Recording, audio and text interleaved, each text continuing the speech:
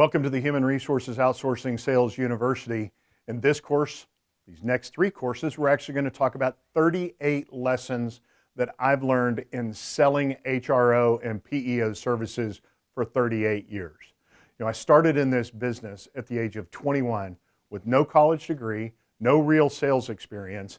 And I can just tell you, if I'd have known these 38 truths to these lessons or not made these mistakes, I'd have probably been a lot more successful, especially in my early years, than I was.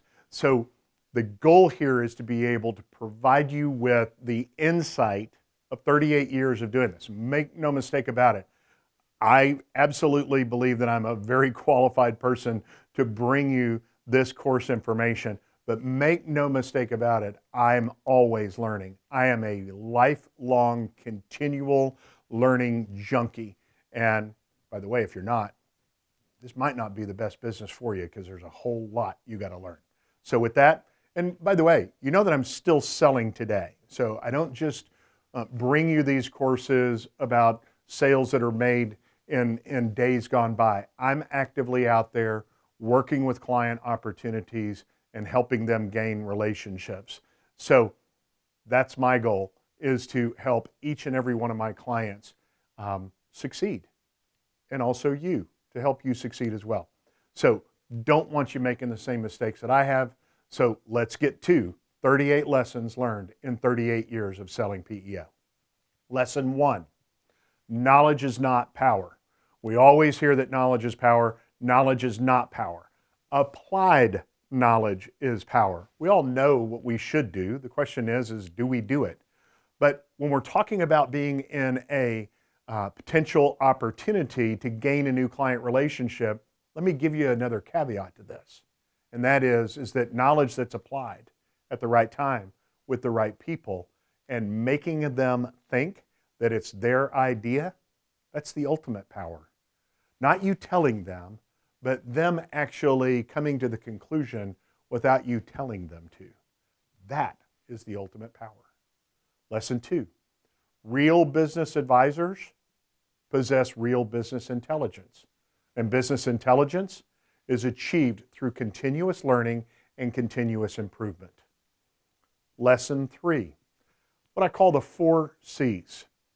Part of the goal of the U is to help you, I've said it time and time again in the early courses, giving you a level of competency that leads to confidence, which leads you to be creative, which will lead you to more clients. Those are the 4 C's. Competency leads to confidence, which leads to creativity in our solutions and our questions, which leads to great client relationships. 4 C's. Lesson 4, if you act like every other salesperson, expect to be treated like every other salesperson. And what I mean by that is become the anti-salesperson. Your goal is to gain enough client relationships where you're not having to cold call, where you're really getting all of your opportunities through client referrals. And I haven't made a cold call in over 30 years. And people sometimes go, how's that? I made a lot of client relationships early on, and I've nurtured those clients. I've become friends with those clients. I'm not their PEO guy. I'm their friend. Now I've got rapport with different levels of rapport with different clients, but I will just tell you, be the anti-salesperson. Be the person that conducts themselves in a business-like manner, not a salesy type manner. Be business-like. Lesson 5, own your craft. You want to be business-like I just mentioned in lesson 4? Own your craft, all right? True professionals commit to training and practice so they can consistently perform, which means we got to train, role play, study, all of those things. We have to train, we have to study, we got to role play in order for us to be competent. My father played professional football, and hearing him talk about his days with the Packers and the training that they went through and going over play after play after play and reiteration after reiteration after iteration, time and time again, guess what? He's got a game ball from a game with the New York Giants. I actually have that game ball now that he caught to win the game. through proper practice, through training, practice, study. That's how you win opportunities. That's how you get game balls. That's how you're a true professional. And you consistently execute and you consistently perform. Lesson 6, intentional prospecting is the mandate for success. Not a mandate, the mandate. All right? Until you have a block of clients that are sending you referrals on a continual basis, keeping your pipeline full of referrals, you're going to have to prospect. Now, most importantly is time blocking, making sure that you block time each and every week. Same time is really, really great. Let me tell you when there's not a good time to prospect. Monday morning. Most clients don't want to hear from you first thing Monday morning because they got their own management and leadership meetings. They're trying to get their own companies up and running. And lastly, typically find Friday afternoon is not the best time to be making calls, all right? Might not be a bad time to go walking into businesses. And if you need to walk into businesses because you've got no network, you've got no pipeline, and you're new to the business, guess what? Walk into 100 doors a day for the first year, and I can promise you won't have to walk into another door.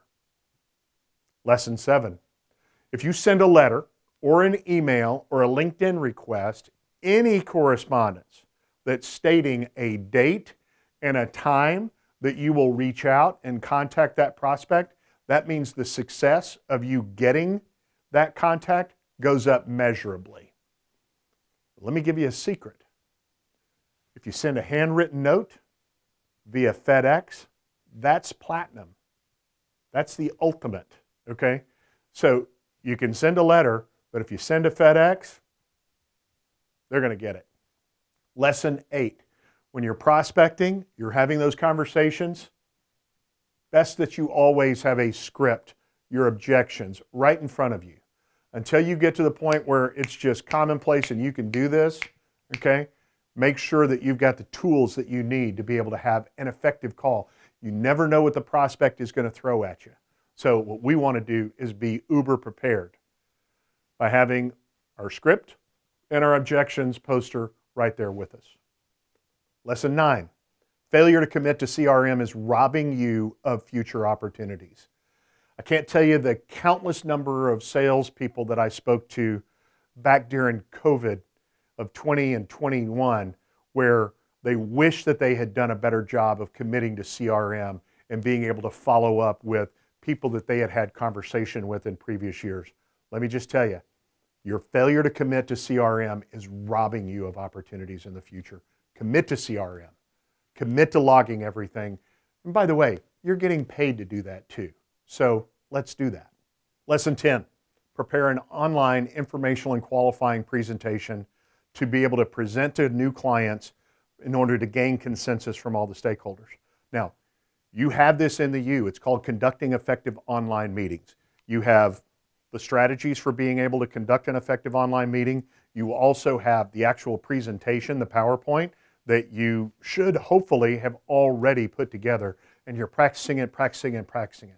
The great thing about that is the ability to invest a very small amount of time to know that you have a willing and qualified prospect. So make sure that if you haven't done that already, get that online qualifying and informational presentation put together. Lesson 11, qualify. It's so important. I made it its own course, but let me give you a quick review right here, right now. Number 1, they can pay the invoice. Number 2, you're dealing with people that possess the legal and financial authority to bind the corporation, and you're meeting with those people that can bind the corporation.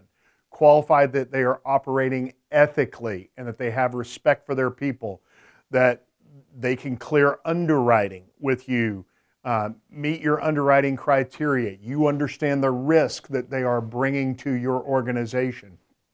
Qualify that your prospects have needs, wants, goals in HR, workers' comp, benefits, and payroll, and we have the capabilities to meet their expectations. Qualify that they're wanting the solutions on a reasonable time frame. Qualifying that they are willing to part ways with current relationships, and qualifying that they're willing to invest in the solution. Again, it goes back to if you had to pay your company $2,000 for every proposal generated, would you pay it? It comes back to pipeline credibility. Remember, and by the way, just go back and review that course every now and then. Keep you sharp. Lesson 12, leave no question unasked. Go for the no. So many people will say, well, if I ask that question, it may blow up the deal. Guess what? That's what you want to do. If they're not going to become a client, we want to get every objection out on the table as early on in the process as we possibly can. So leave no question unasked. Go for the no. Walk away. It's okay to qualify out or disqualify opportunities. Just do it as early on in the process as you can. Lesson 13, own your opening statement. Those first 120 seconds are so crucial in every meeting. But in your first discovery meeting, first time meeting with them, absolutely own this opening statement. Thanks for blocking out the time for our meeting today. I'm here to find out about the needs of your company, share with you how we may be able to help you, and see if there's a fit. If there's not a fit, that's fine, we'll part friends. When we agree that there is a fit, we'll go the next step and we'll put together a proposal. Is that fair? Took some time, looked at your website, did some research, gave me a lot of great information, but I know every company has a story behind the story. Would you share with me your story? That gets the prospect speaking.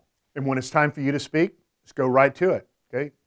Since 1985 or for 38 years, whatever, we've been working with CEOs and companies that have between 5 and 1,000 employees to help them solve problems in human resources, workers' comp, risk management, benefits, and payroll. And I don't know how you handle this stuff now, but I do know this. If you've got any employees, you've had problems.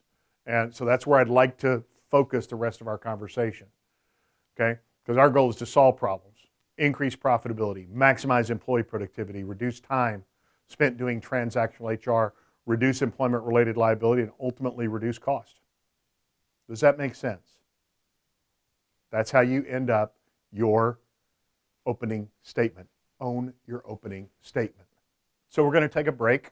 I hope that this has given you some great strategies so you don't make the same mistakes that I have. So we'll take a break and we will continue our 38 for 38 on the next course.